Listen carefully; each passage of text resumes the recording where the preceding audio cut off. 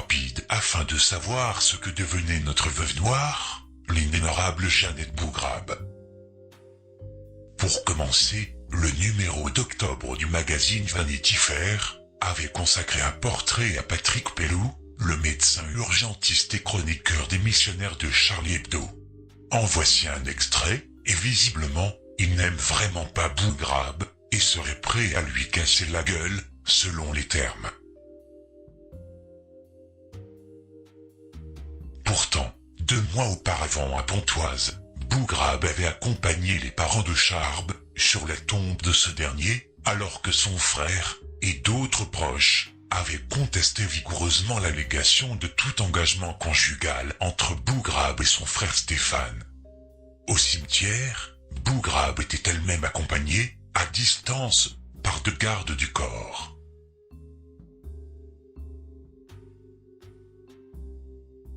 Mais voilà, par indépendance ou rattaché à la rédaction de l'hebdomadaire Paris Match, au moment précis du recueillement, un photoreporter était présent. Et au vu du zoom de l'objectif, il n'était certainement pas dissimulé aux abords du cimetière. Si les lecteurs du site du journal ont ainsi pu découvrir les 7 clichés de la compagne prétendue de Charb, en train d'afficher ostensiblement sa tristesse, les gardes du corps de cette dernière n'avaient visiblement pas tenté d'évacuer le photographe.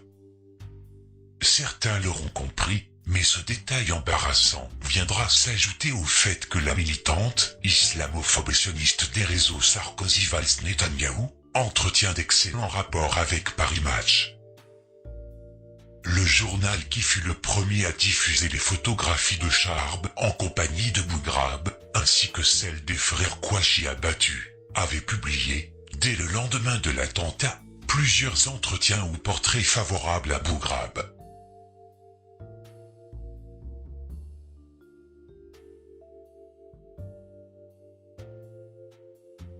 Emblème d'une presse people à la française, le magazine possédé par la Gardère Active, groupe de plus en plus investi en Israël, est dirigé par Olivier Royan, membre d'un club journalistique particulièrement déférent envers l'ex-président, Shimon Peres.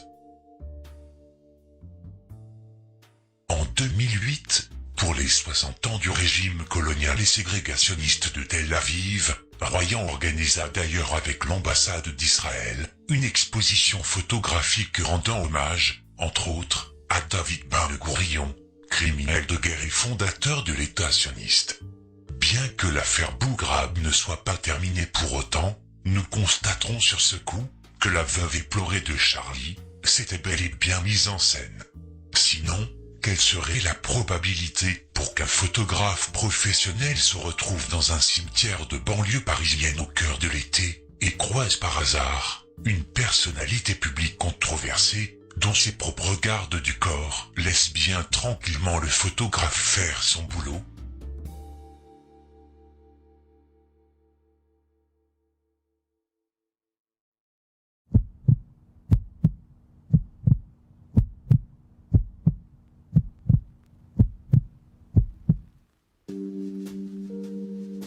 Le 18 octobre 2015, le site du Parisien publiait un entretien édifiant avec Valérie M., seule compagne reconnue comme telle par le Fonds d'indemnisation des victimes de Charb. En voici des extraits. Que s'est-il passé le matin de l'attaque? Nous avons passé la nuit chez lui, dans le quartier Montorgueil. Après le réveil, Charb est parti chercher des croissants à la boulangerie. En revenant, il avait l'air soucieux, il m'a raconté avoir repéré en bas de son immeuble une voiture noire aux vitres teintées, de marque Peugeot ou Renault, je ne me rappelle plus précisément. Il n'était pas du genre à s'inquiéter pour rien, mais là, ça le perturbait. Il répétait, c'est bizarre cette voiture. Qui était dans cette voiture? Les frères Kouachi? Des complices?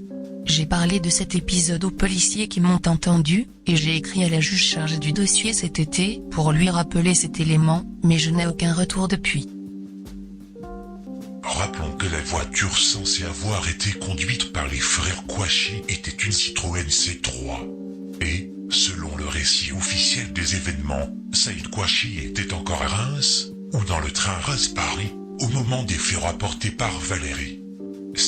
18h31 que Saïd Kouachi avait débarqué à la gare de l'Est avant de rejoindre en métro le domicile de son frère shérif, situé à Gennevilliers.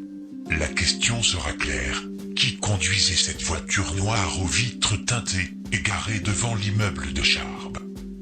Et rappelons aussi vers 7h30, ce matin-là, un témoin avait aperçu une voiture de police et une personne suspecte devant l'entrée de Charlie Hebdo.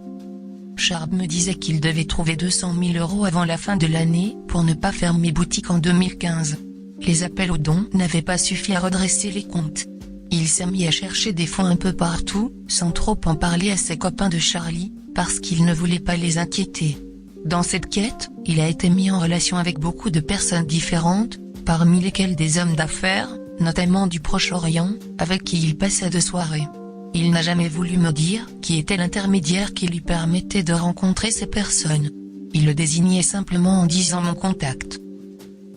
Un recoupement avec un récent portrait de Vanity Fair consacré à l'ambigu Patrick Pellou permet d'identifier aisément ce contact financier de Charbes.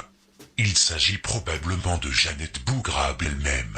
Lors de la promotion de son dernier ouvrage, celle qui prétendait avoir été la compagne sentimentale de Charbes se vantait elle-même, notamment sur des radios locales de France Bleu, d'avoir démarché des financiers non identifiés pour aider son amoureux.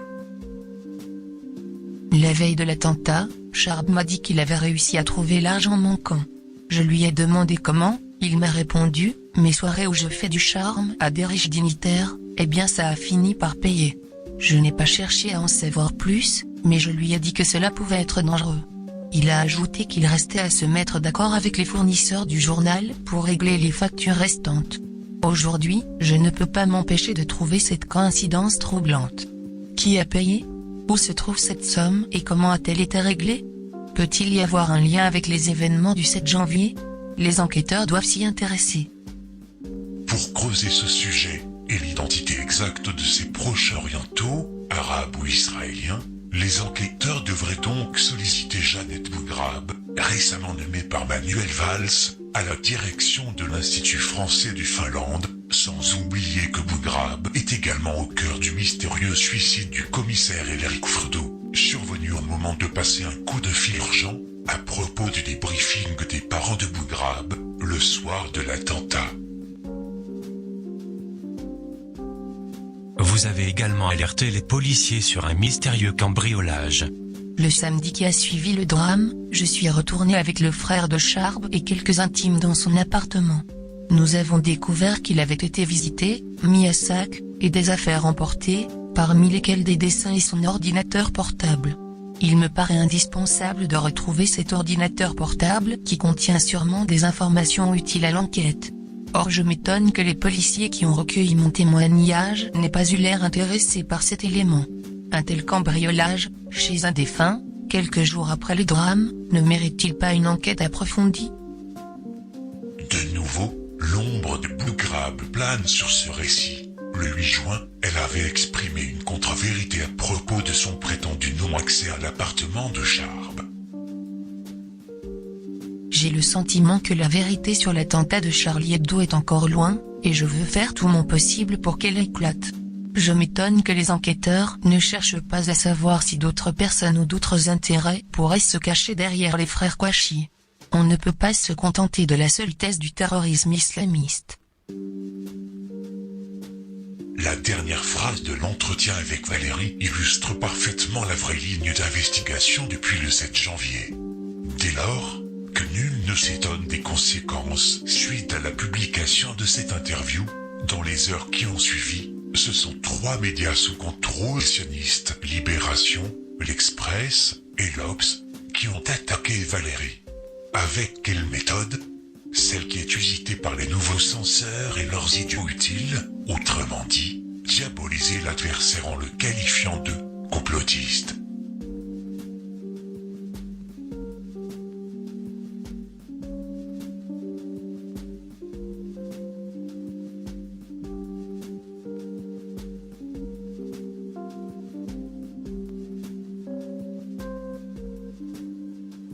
La palme d'or de la stigmatisation de Valérie revient, sans nul doute, à Caroline Forrest.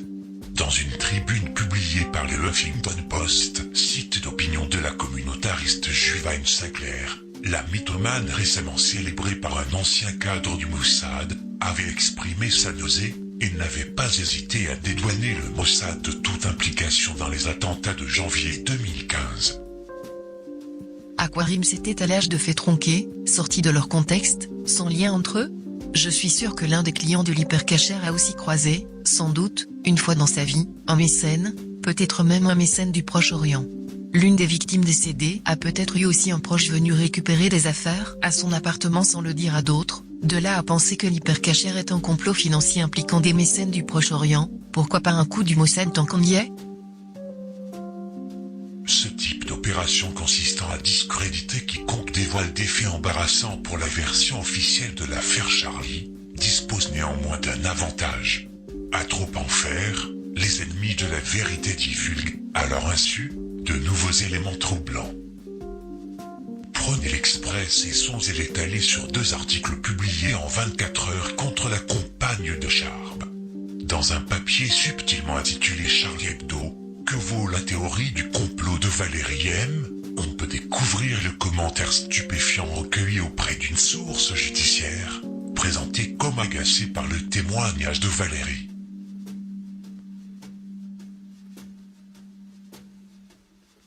Ce type de commentaire n'est que dédain pour la compagne d'une victime, assimilée à une potentielle affabulatrice, et arrogance du pseudo-enquêteur, qui prétend avoir tout épluché.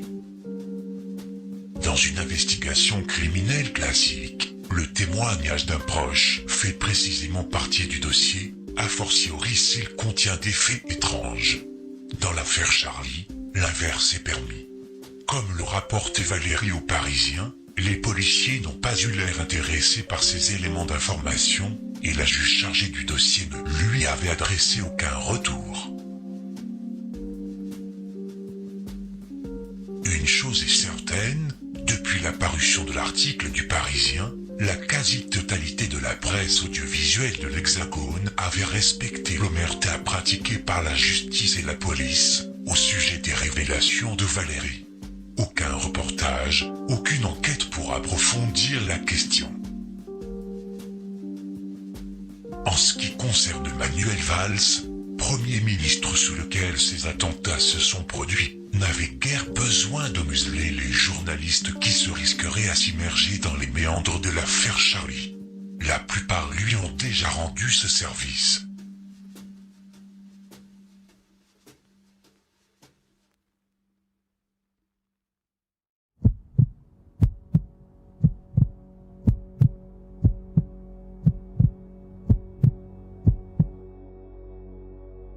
Après la découverte du corps d'Elric Fredoux, le commissaire de police chargé de rédiger un rapport sur l'entourage familial de Charlie Hebdo est retrouvé mort d'une balle dans la tête quelques heures après l'attentat. Sa famille n'aura toujours pas reçu les condoléances du ministre de l'Intérieur. Non seulement ce dernier n'était pas seulement son supérieur hiérarchique, mais il était une connaissance familière d'Elric Fredoux. Au vu des circonstances troublantes de son décès, pas de courrier laissé, aucune dépression antérieure médicalement attestée, saisie de son matériel informatique et de ses smartphones, friction avec ses collègues de Limoges à propos d'un important coup de téléphone, devant être, selon lui, immédiatement passé, venu dès le lendemain de cadres policiers parisiens pour certifier le suicide. Il est important de souligner 9 détails qui ne coïncident en rien avec la thèse du suicide. Pas d'accès autorisé au rapport d'autopsie, même pour sa propre mère. Le coup de feu n'aurait pas été entendu par ses collègues alors qu'il s'est produit vers 1h du matin, sans l'usage d'un silencieux. La balle a été retrouvée à l'intérieur du crâne après avoir percé le front. Le refus du médecin traitant d'Elric Fredoux de valider la contre-vérité produite par les articles de presse, faisant état d'une dépression. Des contradictions policières sur l'identification et la réalité du dernier appel téléphonique passé entre minuit et 1h du matin par Fredoux. Et enfin, le débarquement de 4 directeurs de la police en provenance de Paris pour convaincre la mère qu'il s'agissait bien d'un suicide. L'assistante parlementaire de Christophe Premat, basée à Londres, député socialiste des Français de l'étranger, avait interpellé, une semaine auparavant et par écrit, le ministre de l'Intérieur, à propos des circonstances exactes du décès du policier. Selon la collaboratrice de Premat, la réponse officielle est, a priori, attendue dans les 3 mois, au maximum, soit en avril 2015 ou plus tard. Une attitude stupéfiante quand on sait que de 2010 à 2012, les 2 hommes collaboraient pourtant ensemble sur Cherbourg, l'un en tant que député maire de la ville, l'autre en sa qualité de commissaire principal.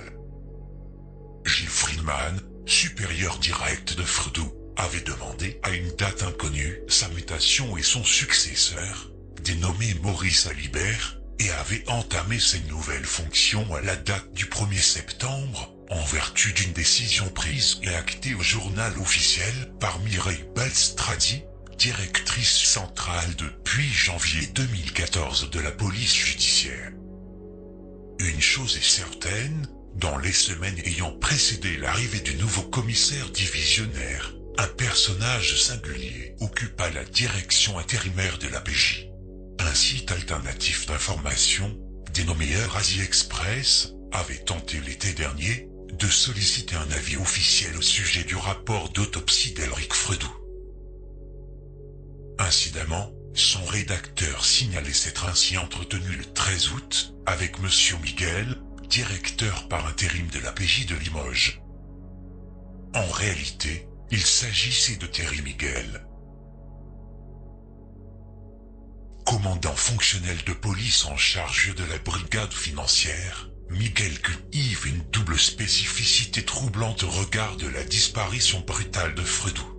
L'homme est un franc-maçon particulièrement influent. De 2011 à 2014, s'est initié depuis 1993 de l'obédience du Grand Orient de France, était membre de son conseil de l'ordre, cénacle restreint d'une trentaine de dignitaires, qui élit chaque année le grand maître.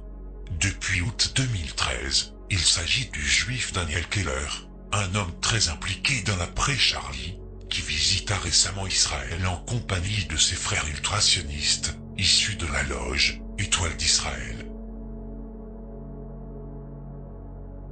Miguel a une autre particularité, beaucoup plus originale que son appartenance très courante dans la police à la franc-maçonnerie, une organisation omniprésente à Limoges.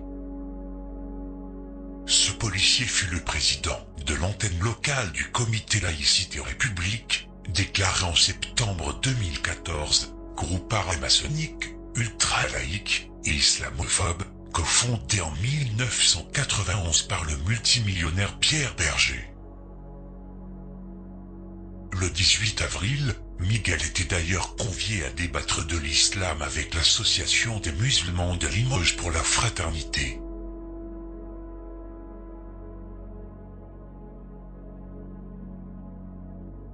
Depuis 2003, le CLR délivre chaque année un prix de la laïcité.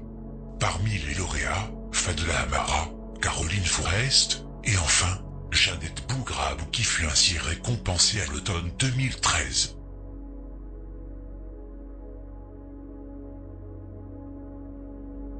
Et Valls, alors ministre de l'Intérieur, était venu à la cérémonie qui se déroula à l'hôtel de ville de Paris. Il y fut accueilli par Anne Hidalgo, alors adjointe au maire, et le juif Patrick Kessel, président du CLR.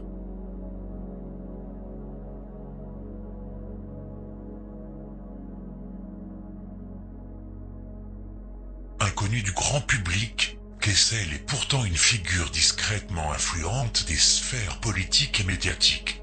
Ancien journaliste à l'AFP reconverti dans la formation professionnelle, Kessel, fils de déportés, avait occupé, comme Alain Bouher, camarade de Valls et collaborateur du Mossad, le poste prestigieux de grand maître du Grand Orient. Selon son frère David, un peintre inspiré par l'ésotérisme juif, Kessel avait été éduqué par leurs parents d'origine russe et roumaine, selon des valeurs sionistes et humanistes.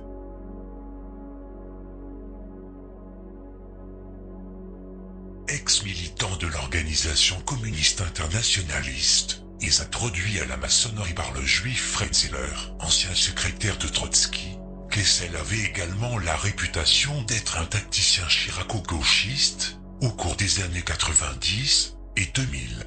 C'est d'ailleurs à travers Kessel que Bougrab aurait fait la connaissance de Charb, si l'on en croit le dernier livre rédigé par l'ancienne ministre sarkozyste. Aujourd'hui, il suffit de consulter la liste des membres du jury du CLR pour se rendre compte de sa force de frappe auprès des dirigeants politiques et médiatiques. Choyé par Valls, venu en 2013 et 2015 aux cérémonies de remise de prix, le 26 octobre, Kessel avait rappelé l'esprit de son combat auprès d'un public conquis d'avance et essentiellement composé de francs-maçons. Les noms des jurés, fondateurs et soutiens du CLR, ont défilé derrière lui sur grand écran.